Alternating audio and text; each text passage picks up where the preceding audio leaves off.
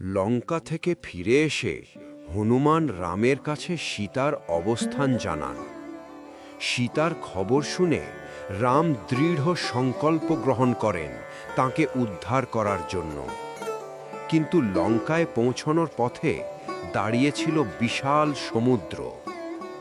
রাম সমুদ্রদেবের কাছে পথ চেয়ে 3 দিন তপস্যা করেন। সমুদ্রদেব সাড়া না দিলে রাম ক্রুদ্ধ হয়ে ধনুক তুলে নেন। রামের শক্তি দেখে সমুদ্রদেব আবির্ভূত হয়ে পথ দেখানোর প্রতিশ্রুতি দেন। এরপর বানর সেনার প্রকৌশলী নল ও নীল সমুদ্রের ওপর সেতু তৈরির পরিকল্পনা করেন। বানর সেনারা পাহাড় ও বিশাল পাথর এনে সমুদ্রে ফেলতে শুরু করে।